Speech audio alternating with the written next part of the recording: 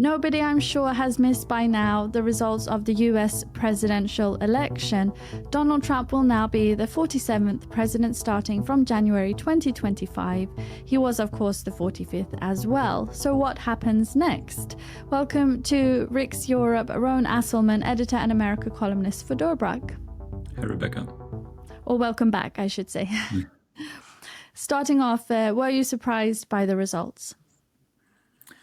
I wasn't surprised, and if you would have put a gun to my head and told me, you have to make a decision, you can't, beat around the bush, and I would have said Trump. I think I maybe did say last time that he was probably the favorite to win re-election. You're right. He's only the second person ever to hold two non-consecutive terms as U.S. president. The first time was in the 1800s. So, am I surprised? I'm not.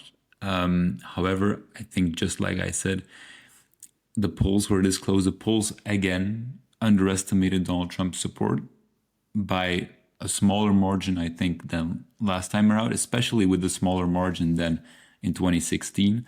But they did. And of course, like many enthusiasts, I stayed up during the election night. And at no point did it seem like he was going to lose. His chances kept increasing. It was a steady stream of good news for the Trump campaign, which I think made everyone realize, especially people on the left, if you tune into more left-wing media outlets like MSNBC during the night, which I did, it was just complete panic and chaos over there because they knew what was happening. It was obviously a repeat of 2016 when people expected it even less, but there was definitely a hope, or at least a wishful thinking on the left side of the aisle, that Trump would underperform the polls, that Kamala Harris would become the first woman president, the second black president, which is, of course, in their, let's say, ideology is very important. But it didn't happen. I wasn't surprised. And I think a lot of people are quite glad. And what would you say are the key factors contributing to his triumph? Well, this is tricky because you can look at it from a demographic angle, or you can look at it from a substantive angle. I think what everybody understands, and people who have been taking a closer look at the U.S. for a few years know this, is that the Republican Party, which has become Donald Trump's party, they are synonymous at this point, has become much more of an interracial party. I think Marco Rubio, who I think becomes the next Secretary of State, senator from Florida, he said very closely after 2016, he said, well, the Republican Party now is a interracial working class party, which is, of course, what the Democratic Party fashions itself to be. But it no longer is, or it's becoming less and less so, where the Republican Party has made enormous gains among especially Latino voters, but also Asian voters, black voters to a lesser extent, Native American voters who apparently voted, according to one exit poll, with a majority for Donald Trump. So that's a big one. I think substantive, the issues that the Democrats really hoped would be in the forefront kind of were, like democracy and abortion. Those were two big ones, joined by, of course, immigration and the economy. Those are the big four ones.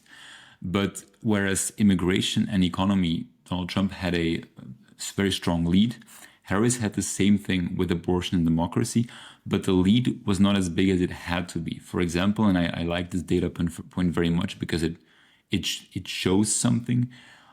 For the people who said abortion is their number one priority, so out of those 100%, 25% voted for Trump, not for Harris, which of course comes to no surprise for people who are familiar with the pro-life movement in the US, but there are also a lot of people on the right side of the aisle who vote on the basis of abortion, but they don't vote for a left-wing pro-choice candidate, they vote for the right-wing pro-life candidate. And it's those kinds of things that I think that were missed in the months leading up to the election, that it's not as simple as saying, well, abortion is the number one issue, which means that Kamala Harris will win. No, Americans are a little bit more complex and nuanced than that. And now there are new headlines with Donald Trump presenting Elon Musk as part of his team, as one of his advisors. Could you tell us more about this? Yes. Well, of course, Elon Musk joined the campaign quite late, but he did so with a big splash and with a lot of money. I think he said he would spend 75 million per month over the last 4 months of the election. Of course, Elon Musk has a net worth of approximately 200 billion. So, it's not that much for him, but still a lot for the campaign.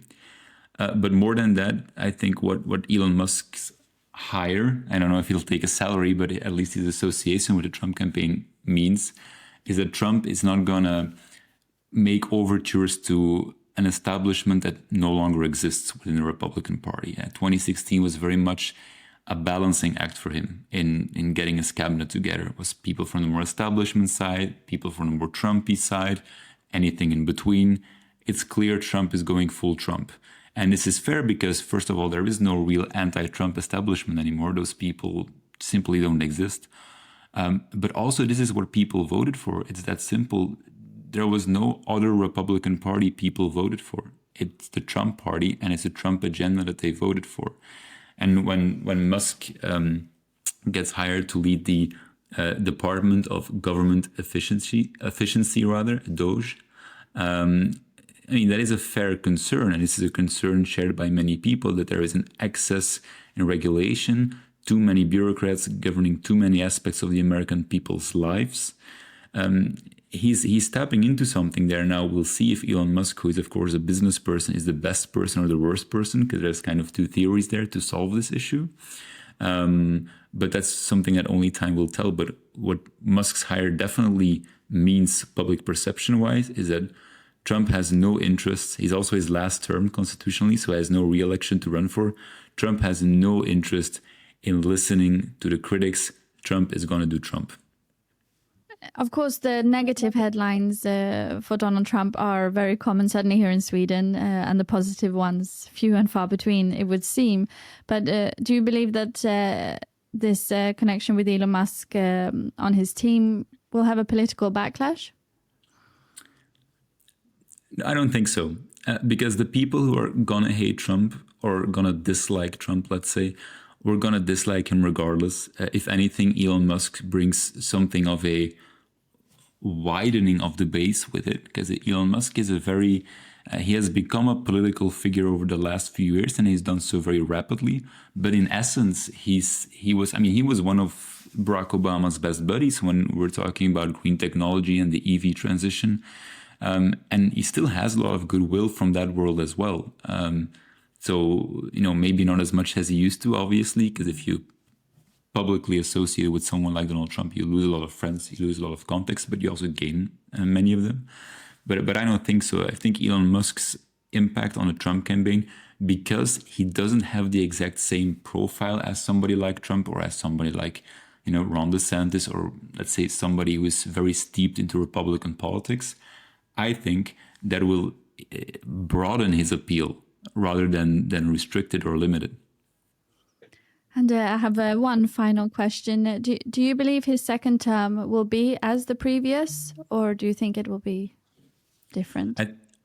I think, so the best case scenario, if you're a Donald Trump supporter, is that he learned from his first term. I think the big critique from the right during Trump's campaign, during Trump's first term, was not that he did too much, it was that he did too little, because he wasted too much time getting acquainted with the way government works, but also letting government stop him and slow walk him.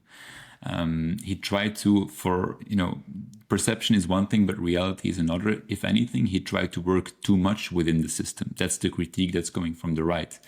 Of course, from the left, people would say, well, he broke the system. And so, everyone has their own reality there, apparently.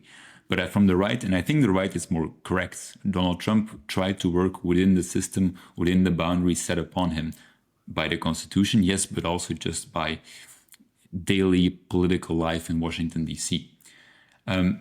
So Donald Trump's agenda isn't that much different from his first term. I think when it comes to foreign policy, people are looking forward to a return of what seemed to be a peace through strength agenda, which is what Donald Trump pursued in his first term, which was kind of abandoned during President Biden's term, and which might make a comeback in his second term.